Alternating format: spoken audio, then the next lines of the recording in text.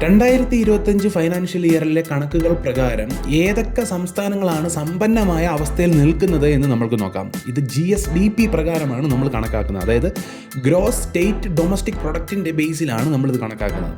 Top 10 സ്ഥാനത്ത് നിൽക്കുന്ന, അതായത് ആദ്യ 10 സ്ഥാനത്ത് നിൽക്കുന്ന സംസ്ഥാനങ്ങളാണ് നമ്മൾ ഇനി നോക്കാൻ പോകുന്നത്. ഈ ടോപ്പ് 10 ലിസ്റ്റിൽ നമ്മളുടെ സംസ്ഥാനം ഉണ്ടോ എന്ന് അവസാനം നമ്മൾക്ക് മനസ്സിലാവും.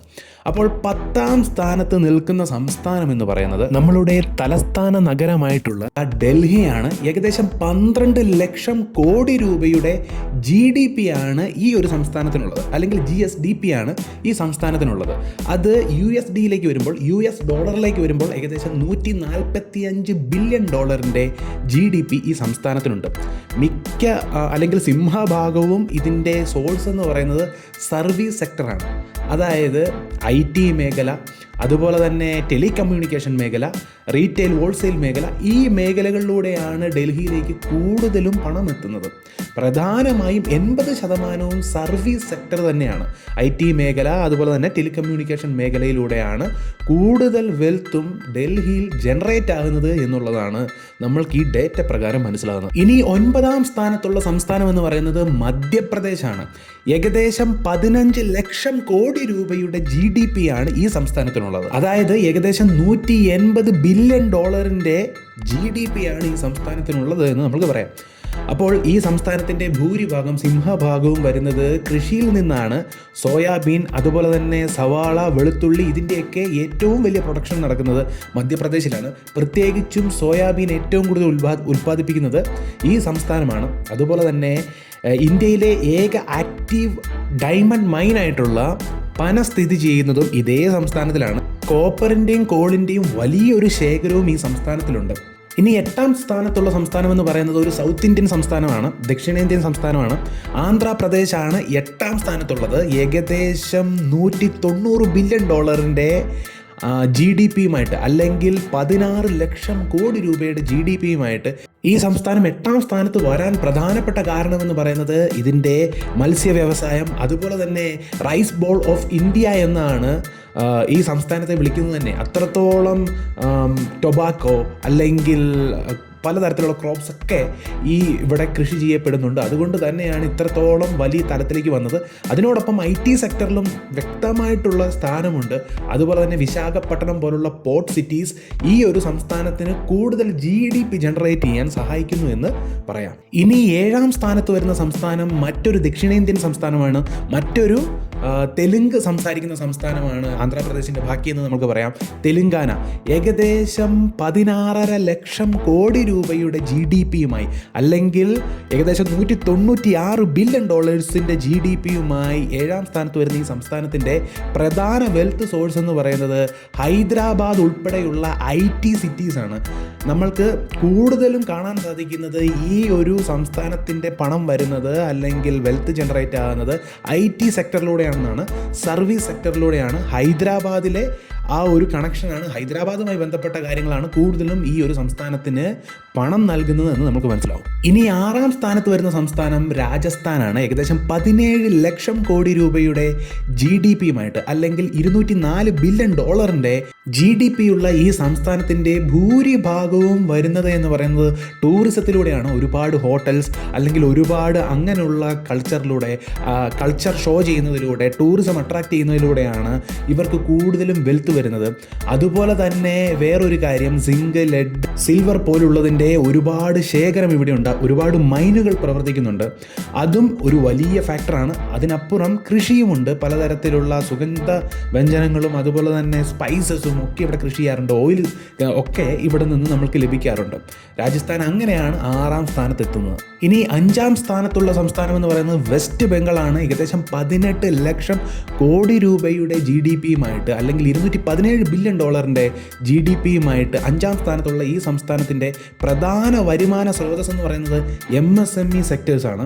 അതുപോലെ തന്നെ ടെക്സ്റ്റൈൽ സെക്ടേഴ്സിലൂടെയും ഈ സംസ്ഥാനത്തിലേക്ക് വ്യാപകമായ വെൽത്ത് ജനറേഷൻ നടക്കുന്നുണ്ട്. അതുപോലെ തന്നെ financial hub of eastern India എന്നും ഈ ഒരു സംസ്ഥാനത്തിനെ വിളിക്കാൻ പ്രധാനപ്പെട്ട കാരണമെന്ന് പറയുന്നത് ഇവിടെ ഒരുപാട് സർവീസ് സെക്ടറിൽ പ്രവർത്തനം നടക്കുന്നുണ്ട്. ബാങ്ക് സെക്ടർ, അതുപോലെ IT സെക്ടറിലൊക്കെ ഒരുപാട് തരം പ്രവർത്തനങ്ങൾ നടക്കുന്നുണ്ട്. അതൊക്കെയാണ് ഈ ഒരു സംസ്ഥാനത്തിന് ഈ ഒരു സ്ഥാനത്തേക്ക് എത്താൻ സഹായകമായ ഘടകങ്ങൾ. ഇനി 4ാം സ്ഥാനത്തുള്ള സംസ്ഥാനമാണ്. ഈ സംസ്ഥാനം നേരത്തെ 3ാം സ്ഥാനത്തായിരുന്നു, ഇപ്പം 4ാം സ്ഥാനത്തായി. കർണാടകയാണ് ആ സംസ്ഥാനം. ഏകദേശം 29 ലക്ഷം കോടി രൂപയുടെ GDPയുമായി, അല്ലെങ്കിൽ ഏകദേശം $345 ബില്യൺ GDPയുമായി ഈ സംസ്ഥാനം 4ാം സ്ഥാനത്ത് വരാൻ കാരണം IT സെക്ടറാണ്. കൂടുതലും എയറോസ്പേസ് അല്ലെങ്കിൽ IT അങ്ങനെയുള്ള പല സർവീസ് സെക്ടറിലും ഒക്കെ വലിയ രീതിയിലുള്ള ഇമ്പാക്റ്റ് ഈ ഒരു സംസ്ഥാനത്തിന് കൊടുക്കാനുണ്ട്. ബാംഗ്ലൂർ എന്ന് പറയുന്നത് ഇന്ത്യയുടെ സിലിക്കൺ വാലി എന്നാണ് അറിയപ്പെടുന്നത്. അത്രത്തോളം IT കമ്പനികളുമൊക്കെ ഇവിടെ പ്രവർത്തിക്കുന്നുണ്ട്. അതിനോടൊപ്പം തന്നെ എയറോസ്പേസ് അല്ലെങ്കിൽ biotechnology, heavy manufacturing companies, agriculture അതായത് കൃഷി, വലിയ ഫാക്ടറികൾ, വലിയ മാനുഫാക്ചറിങ് ചെയ്യുന്ന ഫാക്ടറികളൊക്കെ ഇവിടെ പ്രവർത്തിച്ചു വരുന്നു. നമ്മൾക്കറിയാം, പലരും പല സാധനങ്ങളും ബാംഗ്ലൂർ ചെന്നെടുത്ത് ഇവിടെ റീസെൽ ചെയ്യാറുണ്ട്. അപ്പോൾ അത്രത്തോളം മാനുഫാക്ചറിങ്ങിൻ്റെയും ഒരു ഹബ്ബായിട്ടാണ് ഈ സംസ്ഥാനം മാറിയിട്ടുള്ളത്. ഇതിൻ്റെ എല്ലാം പരിണിത ഫലമായിട്ടാണ് ഈ സംസ്ഥാനത്തിന് 4ാം സ്ഥാനം കൈവന്നത്. നേരത്തെ ഇത് 3ാം സ്ഥാനമായിരുന്നു, ഇപ്പോൾ 4ാം സ്ഥാനത്തിലേക്ക് മാറിയെന്ന് മാത്രം. ഇനി 3ാം സ്ഥാനത്ത് വരുന്ന സംസ്ഥാനം ഏതാണ് എന്ന് ചോദിച്ചാൽ UP ആണ്, ഉത്തർപ്രദേശ്. ഏകദേശം 30 ലക്ഷം കോടി രൂപയുടെ GDPയുമായി, അല്ലെങ്കിൽ $356 ബില്യൺ GDPയുമായി ഈ സംസ്ഥാനം 3ാം സ്ഥാനത്താണുള്ളത്. കൂടുതലും കൃഷിയിൽ നിന്നും അതുപോലെ തന്നെ MSME സെക്ടറിൽ നിന്നും, പിന്നെ ഉയർന്നു വരുന്ന നോയിഡ പോലുള്ള സിറ്റി. നോയിഡ എന്ന് പറയുന്നത് ഇലക്ട്രോണിക് ഉൽപ്പന്നങ്ങളുടെ ഒരു ഹബ്ബ് എന്ന് തന്നെ പറയാം. ഇന്ത്യയിൽ ഏകദേശം ഏറ്റവും കൂടുതൽ തന്നെ ഇലക്ട്രോണിക് ഉൽപ്പാദനം നടത്തുന്നത് നോയിഡയിൽ നിന്നാണ്. നോയിഡയൊക്കെ ഉത്തർപ്രദേശിലുള്ളതാണ്. അതുപോലെ തന്നെ പലതരത്തിലുള്ള IT സെക്ടറിലും മികവ് കാണിക്കാൻ ഈ സിറ്റിക്ക് സാധിച്ചിട്ടുണ്ട്. അങ്ങനെയാണ് ഈ സംസ്ഥാനത്തിന്, അതുപോലെ തന്നെ ഒരുപാട് പോപ്പുലേഷനുമുണ്ട് എന്നുള്ള കാരണങ്ങളെല്ലാം കൊണ്ട് ഈ സംസ്ഥാനം 3ാം സ്ഥാനത്താണ് എത്തിയിരിക്കുന്നത്. ഇനി 2ാം സ്ഥാനത്തുള്ള സംസ്ഥാനം എന്ന് പറയുന്നത് തമിഴ്നാടാണ്. തമിഴ്നാട് ഏകദേശം 31 ലക്ഷം കോടി രൂപയുടെ GDPയോടുകൂടി, അല്ലെങ്കിൽ $374 ബില്യൺ GDPയോടുകൂടി ഈ ഒരു സംസ്ഥാനം എന്ന് പറയുന്നത് 2ാം സ്ഥാനത്താണുള്ളത്. ഇതിന് പ്രധാനമായ കാരണം എന്ന് പറയുന്നത് ഹെവി മാനുഫാക്ചറിങ് ആണ്. ബാംഗ്ലൂരിൻ്റെ കാര്യം പറഞ്ഞതുപോലെ തന്നെ വലിയ തരത്തിലുള്ള മാനുഫാക്ചറിങ് യൂണിറ്റുകൾ തമിഴ്നാട്ടിൽ പ്രവർത്തിച്ചു വരുന്നു. അതുപോലെ തന്നെ തമിഴ്നാട് ഇന്ത്യയുടെ ഡിട്രോയിഡ് എന്നാണ് അറിയപ്പെടുന്നത്. US എങ്ങനെയാണോ ഡിട്രോയിഡ് ഓട്ടോമൊബൈലിൻ്റെ ഹബ്ബായിട്ട് വർദ്ധിച്ചു വരുന്നത്, അതുപോലെ തന്നെയാണ് തമിഴ്നാട് ഇന്ത്യയുടെ ഡിട്രോയിഡാണ്. ഏറ്റവും കൂടുതൽ ഓട്ടോമൊബൈൽ മാനുഫാക്ചറിങ് നടക്കുന്നത് ഈ ഒരു സംസ്ഥാനത്താണെന്ന് പറയാം, അസംബ്ലിംഗ് ഒക്കെ നടക്കുന്നത്. അതുപോലെ തന്നെ IT സെക്ടറിലും ഫൈനാൻസ് സെക്ടറിലും ഒക്കെ വലിയ കാൽവെപ്പ് ഈ ഒരു സംസ്ഥാനം നടത്തിയിട്ടുണ്ട്. അതുപോലെ തന്നെ കൃഷിയുടെ കാര്യത്തിലും മികവ് പുലർത്തുന്നു. അങ്ങനെയാണ് ഈ സംസ്ഥാനം ഇന്ത്യയിൽ തന്നെ 2ാം സ്ഥാനത്ത് എത്തിയത്.